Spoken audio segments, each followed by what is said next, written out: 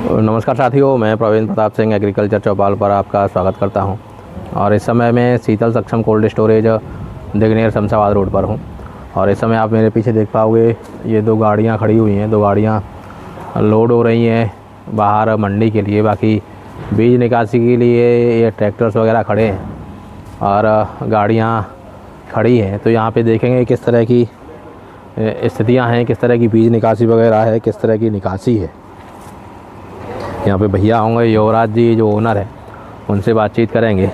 उनके और भी कोल्ड हैं तो वहाँ की क्या स्थितियाँ हैं, वहाँ करीब करीब कितने परसेंटेज तक आलू की निकासी हो चुकी होगी और ओवरऑल क्या स्थितियाँ बन सकती हैं कि भाई अगर आलू बचता है तो कोल्ड स्टोरेज ओनर्स या कोल्ड स्टोरेज आगे जाएंगे या नवंबर तक चलेंगे।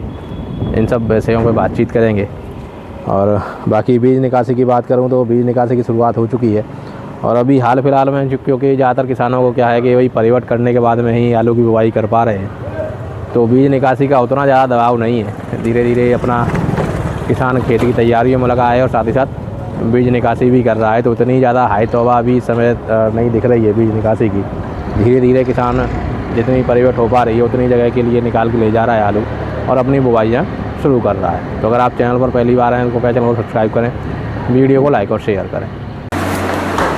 मैं अभी दिगनेर पर शीतल सक्षम कोल्ड में हूँ और मेरे साथ भैया हैं, युवराज प्रयाग जी ओनर हैं। अब भैया अभी की स्थिति की बात करूँ तो बीज की निकासी अभी हाल फिलहाल में किस तरह की चल रही है कोल्ड से? ये हमारा जो कोल्ड स्टोर है वो शमशाबाद क्षेत्र में है। तो ये शमशाबाद क्षेत्र में बीज की निकासी 2-3 दिन पहले ही स्टार्ट हुई है अच्छे से।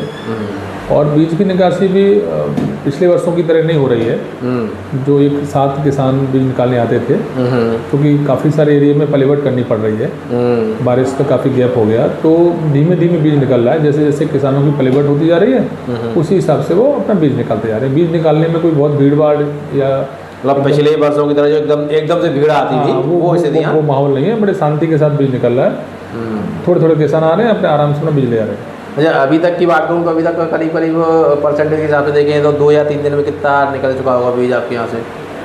अभी तो जैसे मोटी मोटा 3000 पर डे के हिसाब से बीज के कट्टे निकल रहे हैं। अच्छा, 10-12 हज़ार कट्टों के आसपास निकला हुआ है। तो ये मुझे ऐसा लग रहा है कि बीज तो हमारे कम से कम 10 नवंबर तक निकलेगा।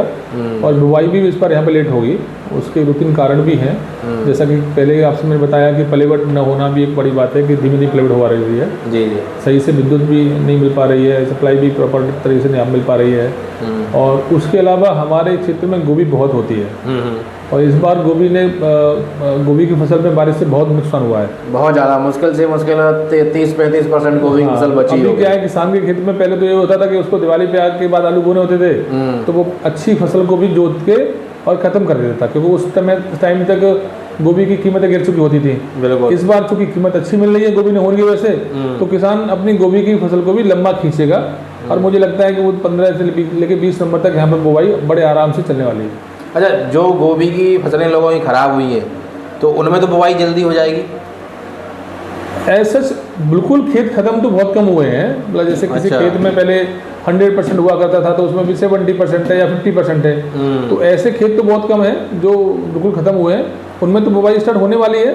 और जिन खेतों में गोभी खड़ी है, चाहे वो आधी हो या आधी से ज़्यादा हो या आधी से कम हो, वो तो लंबे समय तक उसको रखेंगे। और चूँकि भाव अच्छा मिल रहा है, अभी मेरे ख्याल से 35-40 रुपये किलो गोभी का भाव है, तो जब तक उनको भाव अच्छा मिलेगा तो कोशिश करेंगे कि ज़्यादा से ज़्यादा उपज ले सकें। कुल मिला के ये है, किसान सोच रहा है कि भाई जितना है उतने में से अपने नुकसान की भरपाई कर ले। बिल्कुल, वो अपनी भरपाई कर भी रहा है। और अच्छी बात यह है कि अगर पैदावार कम निकल रही है तो उसके सापेक्ष में भाव अच्छा मिल रहा है। तो कहीं ना कहीं किसान के आंसू थोड़े से तो पुछ पा रहे हैं। वो नुकसान तो उनको बहुत बड़ा हुआ है, बिल्कुल, पर भाव की उनको थोड़ा सा सपोर्ट तो मिल पा रहा है। अच्छा, अभी गुल्ले के सौदे वौदे हो रहे हैं कोल्ड से बीज में बाहर? बीज में तो देखो आदमी की साख के और उसकी क्वालिटी के ऊपर डिपेंड करता है, तो वो तो कोई भाव नहीं मान सकते हैं। लेकिन सामान्यतः जो गुल्ले बिक रहे हैं वो 1000 से लेकर के 1200, 1300, 1400 रुपये कुंटल तक बिक रहे हैं। 1000 से 1400 रुपये कुंटल तक बिक रहे हैं। और मोटे की बात करें तो मोटे की क्या स्थिति है? मोटा 1800 से लेकर 2500 रुपये है। हालांकि मैं 1800 से लेकर 2200 के ज़्यादा सौदे हो रहे हैं। और 2200 से ऊपर तो जो बहुत प्रीमियम क्वालिटी है, तो उनके एक का सौदा हो पाता है, वो 2400, 2500, 2600 तक है। 2500, 2600 तक। पर वो कहने के लिए है, वो पूरे दिन में एक आध कोई सौदा हो जाए तो हो जाए। अमूनन सौदे हो रहे हैं वो 1800 से लेकर 2200 के बीच में हो रहे हैं। 2200 के बीच में जनरल सौदे वो हो रहे हैं। निकासी करीब करीब कितनी होगी कोल्ड से आपकी अभी तक की बीज की और राशन अभी सब तक मिला ये के? जैसे हमारे पास 3 कोल्ड स्टोरेज हैं, तो तीनों को मिला के एक जगह 70 है, एक जगह 68 है, एक जगह 66 है। तो मुझे लगता है कि सबका एवरेज वही 65 और 70 के बीच में होना चाहिए समसवा क्षेत्र में, ऐसा मेरा अनुमान है। वो हो सकता है कितना सही है कितना गलत है वो तो मतलब आपके 3 कोल्डों का तो 65 से 70 के बीच में आ जाएगा। जी आ जाएगा, मतलब मेरे ख्याल से सर 67 68 के आसपास होना चाहिए टोटल। और ओवरऑल शमशाबाद की भी बात करें तो लगभग सबका समान ही है, इसलिए मैंने कहा कि 65 से 70 के बीच में होगा निकासी का आंकड़ा। अच्छा, इसको अगर हम 70 भी मान के चले तो आज हम बैठे हैं 26 अक्टूबर में। जी 26 ही है, हाँ 26 ही है। जी तो 26 अक्टूबर में आके 70% का आंकड़ा क्या ठीक ठाक लग रहा है आपको? देखिए, अब सबसे बड़ी बात जैसा कि मैंने आपसे पहले कहा था कि इस बार बीज निकासी थोड़ा लेट चल रही है। तो अभी बीज निकासी भी इसमें से होनी है। अब ये 30% जो आलू बचा है, या 30 मान के लिए या 32 मान लीजिएगा, या उसको 30 ही रखिए। अब इसमें से बीज भी जाएगा अभी तो, क्योंकि बीज निकासी बहुत लेट स्टार्ट हुई है और धीमे धीमे हो रही है। तो अब ये तो मेरे ख्याल से 5 तारीख के आसपास मालूम पड़ेगा, दिवाली के बाद 5 या 6 नंबर को मालूम पड़ेगा कि सही स्थिति क्या आती है, बीज कितना भी और निकलता है और बीज में कितना आलू ले जाते हैं। इस बार एक चीज़ तो देखने को मिल रही है कि जो बाहर के दिसावर से लोग आते थे गुल्ला लेने के लिए या छरी लेने के लिए, वो इस बार ना के बराबर आए हैं। तो मतलब अब क्योंकि अगर मैं यही 20 दिन पहले जाऊं तब तो लोग, या 20 दिन पहले जाऊं या महीने और पहले जाऊं, उस समय तो लोग जो MP वगैरह से आते थे दिख रहे थे। लेकिन अब आके नहीं, अभी एक आध आदमी को आ जाए तो आ जाए भूला भटका, नहीं तो नहीं आ रहे हैं, बाहर के लोग नहीं आ रहे हैं। बाहर के लोग नहीं है। समय पे बारिश हुई है, बारिश अच्छी हुई है। मैंने सुना है कि वहाँ पर सरसों की फसल लोगों ने समय से लगा दी है और ठीक लगा दी है। तो मुझे लगता है कि जो अब शायद वो बाहर के लोग जो गुल्ला लेने आते थे वो अब ना आए।